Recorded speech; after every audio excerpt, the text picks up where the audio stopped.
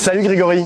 Bonjour. Merci d'avoir accepté mon invitation. Grégory, tu es maire de la ville de Lyon, même maire Europe Écologie Les Verts depuis 2020. Alors justement, ça fait 2 ans que tu es maire. Qu'est-ce que tu en tires comme bilan après 2 ans d'exercice du pouvoir municipal? Je veux dire, j'imagine que tu as mis des pistes cyclables partout et que tu as planté beaucoup d'arbres. Mais au-delà de la blague, cette pratique du pouvoir municipal, qu'est-ce que ça t'a fait changer en fait dans ta vision de la ville de Lyon? J'imagine que lorsque tu as préparé ton projet pour la ville de Lyon avec ton équipe de campagne en 2020, voilà, ça ressemblait à quelque chose. Aujourd'hui, 2 ans après, est-ce que ça ressemble à la même chose ou est-ce que tu as réajusté un peu voilà, ce que tu imaginais au départ? Alors, première chose, c'est pas mon projet, c'est un projet collectif qu'on a élaboré. Et donc, il était déjà le fruit, bien sûr, d'imaginaire, mais aussi de très nombreuses propositions qui émanaient notamment d'acteurs de la société civile, puisque ce programme, on avait mis des mois, même plusieurs années, en fait, à le constituer. Donc, forcément, il n'était pas complètement déconnecté des réalités lyonnaises. Deuxième chose importante à dire, c'est que quand nous arrivons en responsabilité, donc on est fin juin, début juillet 2020, on est en pleine pandémie, même si à ce moment-là précisément, on est sur on va dire sur un moment un peu de creux de la pandémie, puisqu'on est sorti du confinement, on n'est pas encore rentré dans le suivant. Pour autant, le virus circule très très vite encore, et donc nécessairement, notre exercice du pouvoir, il est impacté d'abord par ce phénomène. C'est d'ailleurs pour ça que parmi les premières décisions qu'on prend, il y a des décisions qui sont des réponses au virus. On va être l'une des premières villes de France, si ce n'est la première des grandes villes françaises, à mettre en place, par exemple, dès la fin de l'été 2020, un grand centre de dépistage. À l'époque, on ne parle pas encore de vaccin, mais il nous importe de pouvoir offrir aux Lyonnaises et aux Lyonnais déjà la possibilité de connaître leur situation. Et donc, on met en place un grand centre de dépistage dans notre palais des sports. Il va s'en suivre tout un tas on va dire, d'actions qu'on va mettre en place, que ce soit les masques, la communication, un centre de vaccination, enfin tout un tas de choses qu'on va déployer pour répondre à la pandémie. Ça, c'est un fait, c'est un phénomène majeur. Ça a pris beaucoup de temps. Ça vous a pris beaucoup de temps, mais qui nous a amené à, on va dire, à réorganiser un certain nombre d'équipes, à mobiliser un certain nombre d'équipes, à revoir, je dirais, le timing, le calendrier d'un certain nombre de chantiers, mais pas sur le fond. On va par exemple très très rapidement travailler à l'élaboration d'un plan de mandat. Le plan de mandat, c'est la traduction de notre programme en objectifs et en actions qui correspondent aux prérogatives de la ville. Ça, on a pu le faire grâce à la prise en main de nos délégations respectives. Donc là, quand on arrive au pouvoir, pour la première fois, on ouvre les tiroirs, on voit les dossiers qui sont en cours, on voit ce qui fonctionne pas bien, et donc par rapport à un programme qu'on avait posé, eh bien on va adapter tout ça. C'est ça notre plan de mandat.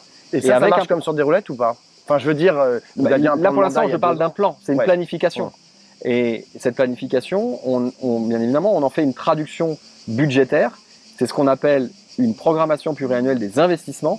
C'est ce qu'on a établi et il nous paraissait indispensable de faire ce double travail très rapidement.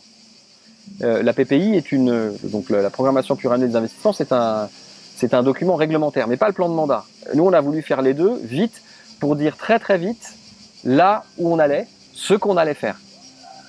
En plus de ça, pour illustrer le d'où je parle, pour dire dans quelle perspective on se situait, on a, dès le début de l'année 2021, voté une déclaration d'état d'urgence climatique pour affirmer à la ville, urbi et orbi, on pourrait dire, qu'on considérait qu'il fallait agir vite sur un certain nombre de sujets. Ces 3 choses-là nous ont permis de nous mettre en action très rapidement, même si on restait en situation de pandémie, de nous mettre en action très rapidement pour déployer tous les chantiers. Et tu en évoquais rapidement 2, là, la végétalisation, bien évidemment, dès la première saison de plantation, c'est-à-dire à l'automne 2020, d'ailleurs avant même d'avoir voté formellement le plan de mandat, on a d'ores et déjà engagé une grande saison de plantation avec un verger, par exemple, enfin, je cite ça comme un exemple, mais il y en a plein d'autres à prendre, un verger planté dans chaque arrondissement. Il y a 9 arrondissements à Lyon, on fait ça tous les ans maintenant. Et puis des premières plantations massives dans la ville. Bien évidemment, sur la question des mobilités, on a commencé à y travailler, mais ça, on le travaille avec la métropole de Lyon qui est en charge de la question des mobilités dans la ville. il y a plein de chantiers qu'on a pu engager, notamment parce que c'est notre premier poste d'investissement budgétaire sur la mandature. On a travaillé sur l'enfance et notamment on a commencé à travailler sur la végétalisation des cours d'école, sur ce qu'on appelle l'apaisement des abords des écoles. On fait devant les écoles des rues aux enfants, c'est-à-dire qu'on enlève la circulation automobile devant les écoles de manière à ce que les enfants puissent se rendre à l'école en toute sécurité. On établit ces abords des écoles avec les enfants, c'est-à-dire qu'on conçoit ces rues aux enfants avec les enfants en les concertant, ce qui fait qu'on a systématiquement des rues aux enfants qui sont très végétalisées, qui sont faites de manière assez ludique, parfois avec des peintures au sol, parfois avec des jeux, parfois avec, sur une des rues aux enfants, des empreintes de tigres qui ont été posées sur le sol, par exemple. Voilà. Alors, autre gros chantier, c'est, j'imagine, dans la politique municipale, c'est la politique culturelle. Là, on est à Avignon, on est en plein festival. Quand on parle d'Europe Écologie Les Verts à des gens qui bossent dans la culture, on a souvent des grimaces. En gros, vous n'auriez aucune vision de long terme. Et ça, c'est quelqu'un qui m'a dit ça ce matin. Vous pratiqueriez des coupes dans les gros établissements publics culturels. Pour financer, je cite vraiment, des festivals de la courge urbaine pour les habitants du quartier de la Gare. Donc, qu'est-ce que tu as à répondre en fait à ce type d'affirmation? Pour revenir sur ce que j'évoquais tout à l'heure sur la situation de pandémie dans laquelle on est arrivé quand on a été élu, eh bien, en réponse à la pandémie, on a dû, en plus de travailler sur les questions sanitaires, travailler sur les conséquences de la pandémie. La première décision qu'on a prise, c'est l'établissement d'un fonds d'urgence pour le secteur culturel. On a pris cette décision dans le premier mois qui a suivi notre élection. La ville de Lyon a d'ailleurs été pionnière et même, on va dire, très ambitieuse puisque ce sont 4 millions d'euros qu'on a mis dans un fonds d'urgence culturelle qu'on a ouvert, bien évidemment, aux institutions culturelles, aux acteurs culturels classiques, mais on a été jusqu'à trouver les moyens de pouvoir soutenir des artistes. Ça nous semblait important parce que cette période Covid, et notamment de confinement successif, avait conduit des artistes à arrêter totalement leur activité. Et donc ils se retrouvaient, pour certains d'entre eux, sans quasiment aucun revenu. Même s'il y avait effectivement des aides de l'État par ailleurs, mais ça ne suffisait pas pour un certain nombre d'entre eux. Donc il nous semblait essentiel de venir en soutien aux acteurs culturels qui, pour beaucoup d'entre eux, souffraient terriblement de cette période de pandémie. Et puis, deuxième annonce qu'on a faite, c'est aussi de dire on va sanctuariser le budget de la culture. Le budget de la culture, c'est 118 millions d'euros sur la ville de Lyon. C'est l'un des plus importants postes de dépenses. Ce sont nos 16 bibliothèques municipales qui sont notre plus gros poste de dépenses en fonctionnement pour le budget de la culture, qui représente plus de 20 millions d'euros. Ce sont des dépenses très importantes dont on est extrêmement fiers. Et de la même façon, dans notre programmation pluriannuelle des investissements que j'évoquais tout à l'heure, eh bien, on a décidé d'investir sur cette mandature 137 millions d'euros pour la culture, avec beaucoup d'investissements qui sont liés, on va dire, à la remise en état de grands équipements culturels. Mais on va aussi créer un nouvel équipement culturel sur la ville de Lyon, qui sont les ateliers chorégraphiques, qui vont venir compléter, vont venir soutenir ce que fait déjà la fameuse maison de la danse que tout le monde connaît à Lyon, et qui vont permettre à des compagnies notamment de travailler, de préparer des spectacles, et même de les jouer devant un public restreint pour pouvoir ensuite pouvoir tourner, et notamment à la maison de la danse, mais tourner plus largement. Donc investir dans la création, dans des outils de création, pour moi, c'était aussi essentiel. Voilà. Et on a une politique culturelle à la ville de Lyon qui est construite avec ma majorité, qui s'articule autour de 3 grands axes. D'abord, soutenir la création. Pour moi, c'est essentiel. On veut que Lyon soit une ville de la création artistique et culturelle. Je citais les ateliers chorégraphiques, je pourrais vous citer d'autres exemples. On investit dans des lieux de création, notamment dans des résidences d'artistes. Voilà, on investit notamment par exemple à la Villa Gilet, qui est notre grande institution qui est dédiée à la littérature et au livre, à la lecture.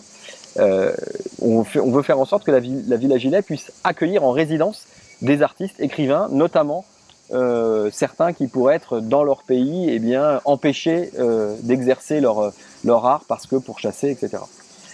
Deuxième axe, après la création, c'est promouvoir l'émancipation par les arts et la culture. Et pour cette raison-là, on investit notamment dans des dispositifs dédiés aux plus jeunes. Donc on veut faire de Lyon une ville de l'éducation artistique et culturelle. On a par exemple doublé nos investissements dans le projet Demos, qui est connu, qui est un projet qui vise à permettre la pratique des instruments de musique et notamment des instruments de musique classique pour les plus jeunes, y compris, et c'est ça que je trouve intéressant dans ce projet, y compris pour les enfants issus des quartiers populaires, ça c'est essentiel pour moi. On a aussi investi dans notre conservatoire à rayonnement régional pour faire en sorte que les pratiques artistiques, les pratiques culturelles, elles puissent être tournées vers les plus jeunes et très tôt que les enfants puissent apprendre, notamment la musique, mais pas que. Ça, pour moi, c'est fondamental. Je ne vais pas lister ici tout ce qu'on peut faire aussi au sein des écoles, mais on développe aussi des programmes d'éducation artistique et culturelle dans les écoles. Le troisième axe qui est fondamental pour moi, c'est celui de la transition écologique et solidaire, parce que les institutions culturelles doivent aussi s'engager dans de nouvelles pratiques. Alors quand je parle de nouvelles pratiques, je pense évidemment à l'éco-responsabilité dont les institutions culturelles doivent s'emparer, qu'elles doivent décliner dans leurs pratiques. Ça, c'est important. Mais il y a un autre volet aussi qui est important pour moi, c'est faire en sorte que cette transition écologique et solidaire qu'on appelle tous de nos voeux, qu'on sait être inéluctable, elle nous amène vers des futurs qui restent encore à définir. Bien sûr, moi je pourrais parler de la neutralité carbone comme un horizon que l'on doit se donner d'ici 2030. C'est d'ailleurs ce sur quoi j'ai engagé la ville. Mais quelles seront nos sociétés demain, une fois cette transition engagée? On a besoin des imaginaires, on a besoin de ce travail, j'ai presque envie de dire prospectif, que les artistes peuvent nous offrir pour réfléchir à ce que sera le monde de demain. On a aussi besoin, dans un monde qui change, d'être interpellé sur la façon dont nos sociétés peuvent évoluer. Et ça fait aussi partie pour moi du travail de transition dans lequel les institutions culturelles doivent s'engager. Alors, je sais que tu es pressé, mais j'ai une toute dernière petite question qui a trait à la politique plus nationale. Est-ce que toi, tu te sens NUPES, Nouvelle Union Populaire Écologique et Sociale? Est-ce que le projet finalement de gauche plurielle avec un barycentre qui serait plutôt du côté de la France insoumise, est-ce que ça t'intéresse? Moi, je pratique la NUPES depuis le début de cette mandature. Puisque dans mon exécutif, dans ma majorité, on trouve bien évidemment des écologistes, mais de différents partis écologistes. On trouve des socialistes, on trouve des insoumis, on trouve des communistes, on trouve des membres de partis lyonnais de gauche locaux. Voilà, j'ai déjà moi une majorité plurielle sur laquelle je m'appuie pour gouverner. Donc je me sens tout à fait à l'aise avec cette configuration nupésienne, comme on pourrait dire. Voilà, quel doit en être le barycentre, c'est pas le sujet pour moi aujourd'hui. Pour moi, le sujet, c'est d'abord de définir pour le pays, et c'est ce qu'on a fait à l'occasion des élections législatives, des orientations. Parce qu'aujourd'hui, ce qu'il faut regarder, ce qu'il faut voir, ce dont il faut avoir conscience, c'est qu'on est reparti pour 5 ans d'inaction sur les grands enjeux de notre temps. Depuis 5 ans, on attend Emmanuel Macron, notamment sur l'enjeu climatique, mais aussi sur l'enjeu de la préservation de la biodiversité. Si la France a été condamnée par 2 fois par ses propres juridictions pour inaction climatique, nous, le pays de l'accord de Paris, si la Commission européenne condamne régulièrement la France, notamment pour le non-respect des réglementations en matière de qualité de l'air, il faut qu'on ouvre les yeux aujourd'hui. On a un gouvernement qui est incapable de prendre les décisions que le contexte impose. On a besoin d'engager des transformations majeures dans nos modes de vie, notre façon de produire, de nous nourrir, de nous déplacer, et même, je dirais, de faire de la politique. Ça fait 5 ans qu'on attend et qu'il ne se passe rien. Aujourd'hui, ce qu'on voit, les annonces qui sont faites, il faut se le rappeler pendant la campagne, Emmanuel Macron le disait lui-même, mon mandat sera dédié à l'écologie ou ne sera pas. Mais pour l'instant, il n'est pas son mandat. Il n'y a rien. Il n'y a pas de mesure qui nous donne le moindre espoir. D'où l'importance d'avoir une NUPES à l'Assemblée nationale, mais pas qu'à l'Assemblée nationale, aussi dans les territoires, dans les villes qui sont aujourd'hui très majoritairement, je pense aux grandes villes, très majoritairement dirigées soit par des exécutifs socialistes, soit par des exécutifs écologistes, qui peuvent aussi peser pour infléchir, pour enfin mettre ce gouvernement au travail. Voilà, parce que l'enjeu climatique, il est devant nous. Si on regarde arriver ces grandes transformations sans rien faire, on est simplement en train d'aller dans le mur. Et c'est quand même l'humanité qui est en jeu, c'est quand même la population qui est en jeu, ce sont nos sociétés qui sont en jeu. Donc on doit à la fois les transformer, mais pour ça, on a besoin d'avoir du courage politique pour engager les politiques publiques qui permettront ces transformations. Merci beaucoup Grégory. Merci.